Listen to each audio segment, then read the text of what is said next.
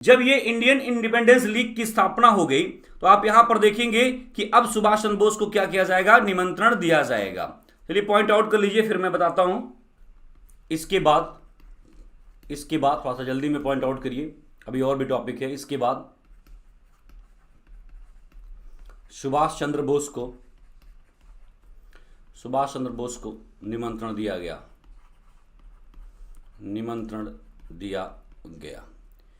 कहा जाता है कि वो 13 जून 1943 को, ठीक है, टोक्यो पहुंचे। कहाँ पहुंचे? टोक्यो पहुंचे। और यहाँ के पीएम उस समय तेजो, यहाँ के पीएम थे उस समय तेजो ने क्या किया भाई? स्वागत किया, जोरदार तरीके से तेजो ने स्वागत किया। कहानी शुरू होती है। ये 13 जून 1943 को पहुंचेंगे, लेकिन उससे पहले आप देखेंगे कि यहाँ पर जून वगैरह में, ठीक एक साल पहले आप देखेंगे कि जून में 1942 में इंडियन इंडिपेंडेंस लीग की क्या हो गई थी? स्थापना हो गई थी। तो अब जब 1942 पर दोबारा हम लोग चलते हैं, जब 1942 में इंडियन इंडिपेंडेंस लीग की स्थापना हो गई थी जून में, तो जून के बाद जुलाई निकला, अगस्त निकला, सितंबर आया। और कहा जाता है कि एक महत्वपूर्ण बात कि सितंबर 1942 की बात देखिए आप, सितंबर 1942 में कहानी कुछ इस प्रकार की होती है कि अब इसमें फौज कहाँ से आएगी, यानी कि आज़ाद हिंद जो है, ये जो बना, इसमें लोग कहाँ से आएंगे? तो ध्यान रखना कि हिंदुस्तान में बहुत सारे भारतीय, जिसको ज़बरदस्ती अंग्रेजों की तरफ लड़ाया गया था, उनको जापान में अधिकांश लोग गिरफ्तार हो गए थे, उनको पकड़ लिया गया था। तो जो जापान का अधिकारी था, कैप्टन था मेजर फुजीहारा, तो और एक और व्यक्ति थे प्रीतम सिंह।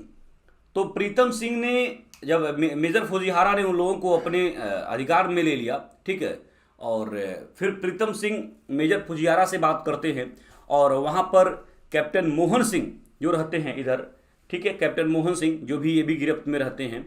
तो कहा जाता है कि कैप्टन मोहन सिंह 40,000 भारतीय सैनिकों के साथ हाथ खड़ा कर दिए, फुजीहारा ने अपने नियंत्रण में ले लिया।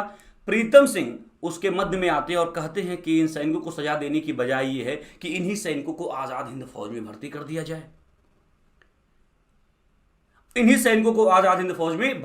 जाए, तो यहां पर मैं आपको बता दूं कि आज़ाद हिंद फौज के जो निर्माण की बात है, अगर आप यहां पर पॉइंट आउट करें, आज़ाद हिंद फौज के जो निर्माण की बात है, उसमें सहयोग किसने दिया? जापान के अधिकारी मेजर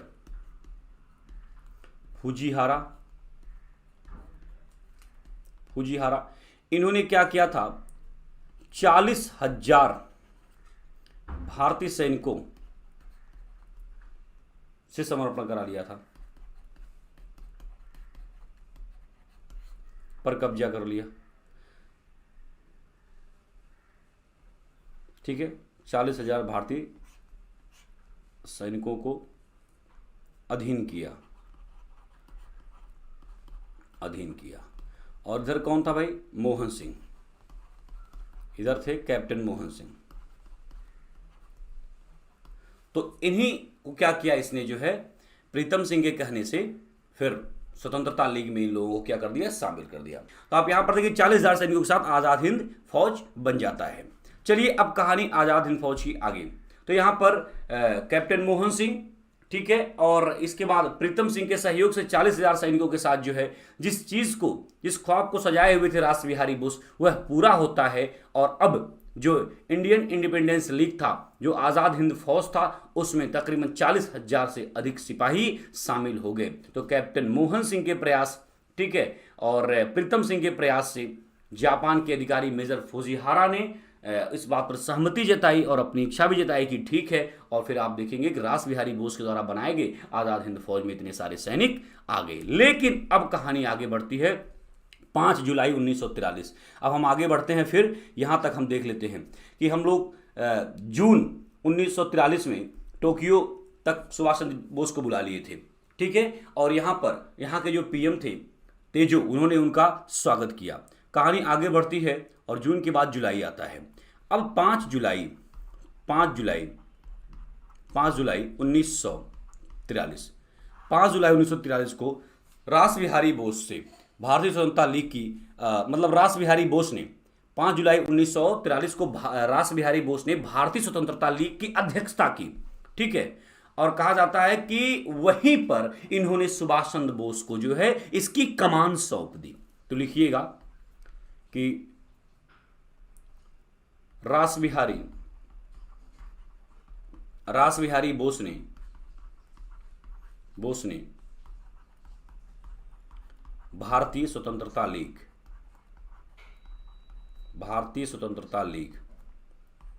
की अध्यक्षता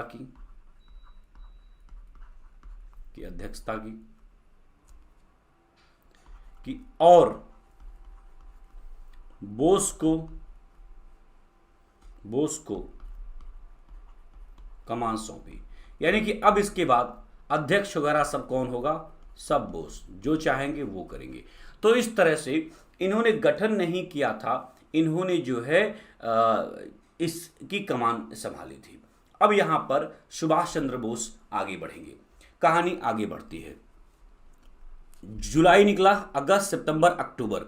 इन्होंने क्या किया? 21 अक्टूबर 1943 को, डेट आगे बढ़ता जा रहा है, 21 अक्टूबर 1943 को बोस ने आजाद हिंद फौज के सेनापति की हैसियत से, ठीक है, आजाद हिंद फौज के सेनापति की हैसियत से सिंगापुर में भारत की अस्थायी सरकार बना दी, टेम्पररी सरकार की घोषणा की। इनके पास फौज हो गई, अब इन्होंने अस्थायी सरकार भी बना डाली।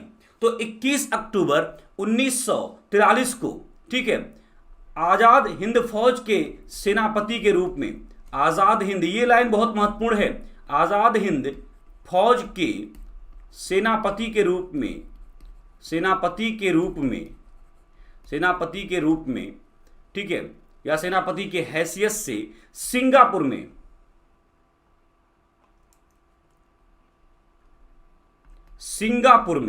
ध्यान रखना, सिंगापुर में भारत की अस्थायी सरकार की घोषणा की। तो कहा जाता है कि टेम्परेरी गवर्नमेंट की अस्थायी सरकार की घोषणा सुभाष चंद्र बोस ने कहां पर की थी? तो सिंगापुर में की थी। और यहीं पर आप देखेंगे कि दिल्ली चलो का नारा दिया और बात आगे बढ़ेगी। और यहीं पर उन्होंने क्या कहा कि तुम मुझे खून दो, मैं तुम्हें आजादी दूंगा। तो अस्थायी सरकार की घोषणा करते हुए सुभाष चंद्र बोस एकदम आग बबूला हो गए हैं। और कहा जाता है कि इसके प्रधानमंत्री, इस सरकार के प्रधानमंत्री कौन थे? इसके पीएम सुभाष चंद्र बोस थे और इसके सेनापति भी सुभाष चंद्र बोस थे। तो अब ये अगर प्रश्न बनता है कि अस्थायी सरकार, इसी को आजाद हिंद सरकार भी बोलते हैं, ठीक है, इसी को आजाद हिंद सरकार भी बोलते हैं। तो ध्यान रखना, कई बार ये प्रश्न पूछा जाता है कि सुभाष चंद्र बोस ने आजाद हिंद सरकार, जो अस्थायी सरकार बनाई, ठीक है, उसकी घोषणा कहां से की थी? सिंगापुर से। तो ये पॉइंट्स आपको ध्यान रखना है।